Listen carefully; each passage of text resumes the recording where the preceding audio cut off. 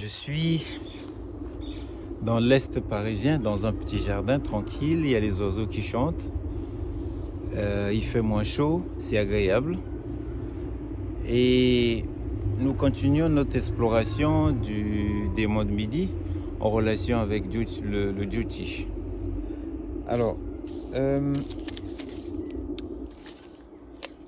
l'histoire du démon de Midi, c'est une histoire, bien sûr, une crise existentielle, mais cette crise est doublée d'un problème avec le temps. Voilà pourquoi ça nous intéresse. Comme je vous avais dit, le Jyotish, c'est c'est une science du temps. Le hic avec le démon de Midi, en tout cas avec ce drame, c'est un problème qui a été pris très partiellement. Et une grande moitié et un grand versant manque.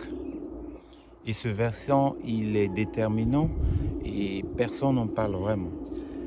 Il y a une ambiguïté qui a fait que les choux gras de certains, c'est vrai, et nous ont emportés dans des confusions et dans des travers insupportables. C'est vrai, l'histoire se passe à midi. C'est la crise du milieu de la vie, ça c'est vrai.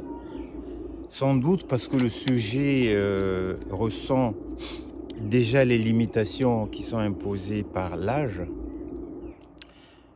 et par compensation se laisse aller avec une plus jeune. Ça peut se comprendre.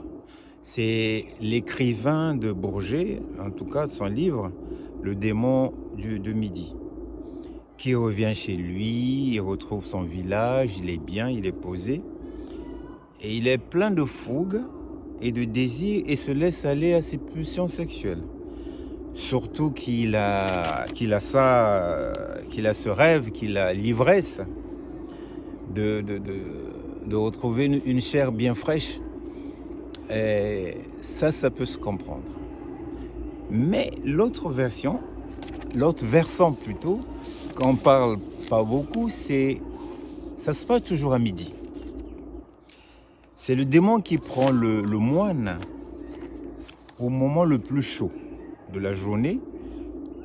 Il vient de manger et il a une torpeur, une certaine mélancolie, et il y a certaines choses qui montent en lui.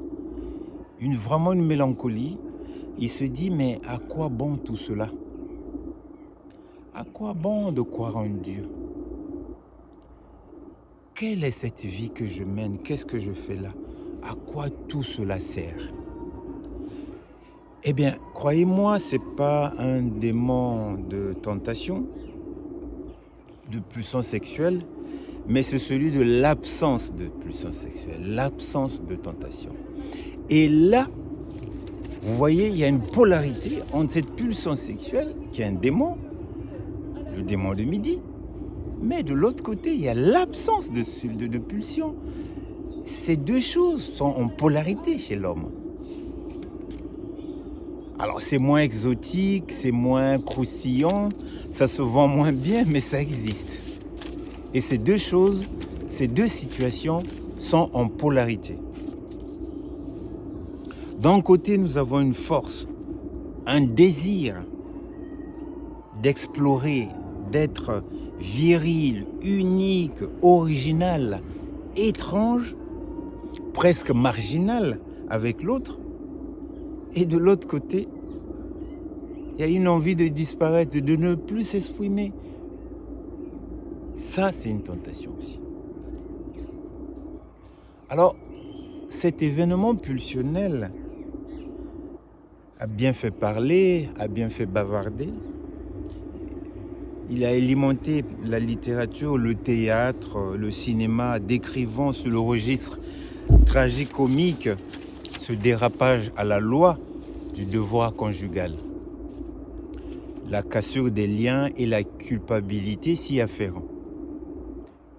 On lutte contre la vieillesse qui s'annonce et à la mort qui pointe à l'horizon. Cette mort dont en général nous ne voulons rien savoir. Nous manifestons une nette tendance à mettre de côté cette mort, à l'éliminer de notre vie. Nous essayons d'étouffer l'affaire. Personne ne croit à l'éventualité de sa propre mort dans l'inconscient. Tout le monde est convaincu d'être immortel. Le moine avec son démon nous le rappelle. La tendance est tellement forte que même les dieux ont eu cette tentation. Vous savez, il y a l'histoire de Soarbanou. Je ne vais pas vous la raconter là parce que ça fera long. C'est simplement, je ferai une vidéo sur cette légende-là avec tout ce que ça comporte. Mais déjà, ils étaient, les dieux réunis, en train de distribuer, de se boire ce nectar d'immortalité. Et il arrive que Soarbanou se déguise, lui aussi boit. Seulement, le soleil et la lune le tenaient à l'œil. Et là, ils ont averti Vishnu. Et Vishnu, avec sa petite, vous savez, sa petite roue, c'est en forme de roue, son petit Sudarshan, il lui a coupé la tête. Et Soarbanou s'est divisé en deux, la tête d'un côté, qui a fait Raoult, on l'appelle aussi le nœud lunaire du nord, et le corps de l'autre, du serpent, qu'on appelle Ketu, le nœud lunaire du sud. Alors, c'est des frères ennemis pratiquement, parce qu'ils ne peuvent pas se séparer. Ils ont la même origine, c'est comme des jumeaux, ils sont inséparables. Donc si nous voulons trouver une solution, il faut la trouver entre les deux. Et les deux sont la solution en fait. Donc on ne peut pas parler d'un sans parler de l'autre, parce qu'ils sont, à l'origine, ils étaient ensemble.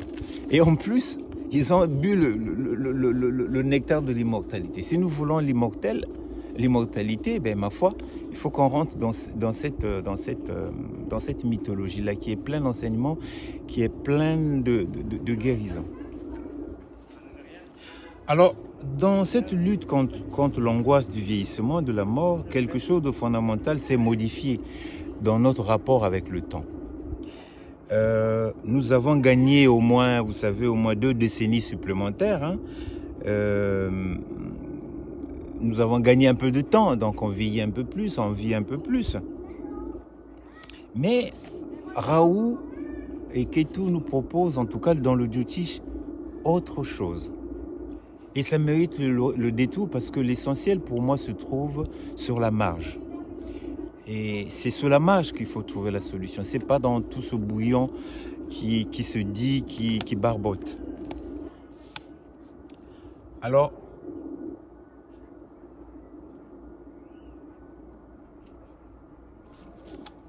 il faut savoir aussi que le démon de midi, pour moi, nous réveille quelque chose. C'est un rattrapage, si vous voulez,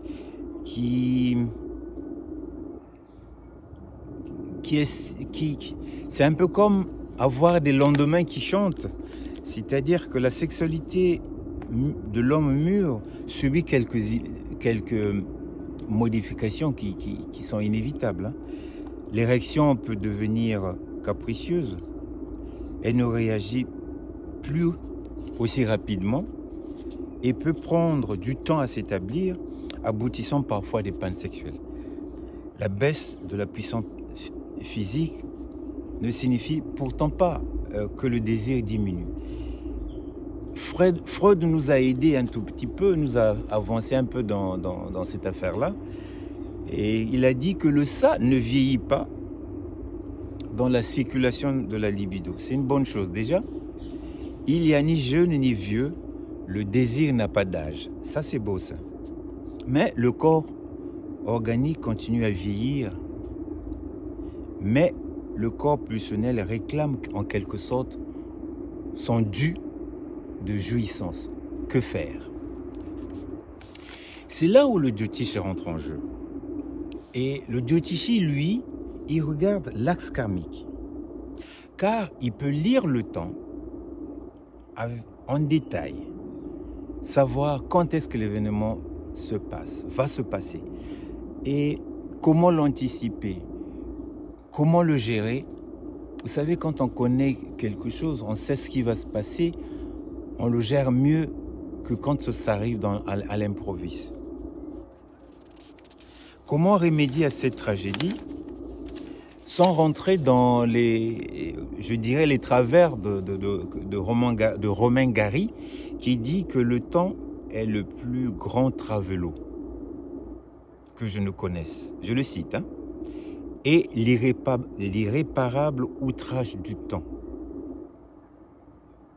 se voit sur la tête, donc la calvitie, le corps, la bedaine, et la peau, les rides. Ça manque de perspective, cette phrase, quand même. Le temps est le plus grand travelo que je connaisse, et l'irréparable outrage du temps se voit sur la tête, calvitie, le corps, la bedaine, la peau, les rides. Faisons brièvement l'analyse du drame que vit l'écrivain du point de vue du Jyotish. Excusez-moi, qu'est-ce qui se passe? Ce que le Jyotishi va analyser sur sur l'acte karmique, c'est quoi? 1. Ce que l'écrivain a apporté de ses vies passées au travers Ketu. Dans quel scénario il est rentré et quel est l'objet du scénario et pourquoi. Et ça, les nakshatras nous le montrent éminemment bien. 2. Comprendre ce qui vient exprimer, ce que cet écrivain vient s'exprimer pour l'aider vraiment à s'incarner. Bien sûr, en tenant compte des enjeux avec Jupiter, qui va apporter à la balance quelque chose de très précieux, dégager un peu de sagesse, un peu de spiritualité dans ce vécu. Enfin, avec Vénus, comprendre les enjeux de l'amour, car la relation avec Rahu nous assure bien sûr l'incarnation, on est bien là, mais elle peut entraîner dans des illusions déconcertantes. Et même si le désir est brûlant, Vénus et Jupiter peuvent nous apporter une certaine sagesse de vie. Dans les jours prochains, je vais partager avec vous la lecture de l'empreinte lumineuse de certains thèmes pour que vous puissiez apprécier l'apport du Jyotish dans le démon de midi, je dirais dans les démons jumeaux de midi, les démons jumeaux de midi. Ah, ça c'est une belle phrase, c'est une belle création. Ok, ben on se voit demain, et bien chez vous, et commentez, likez et partagez. Bonne fin de journée.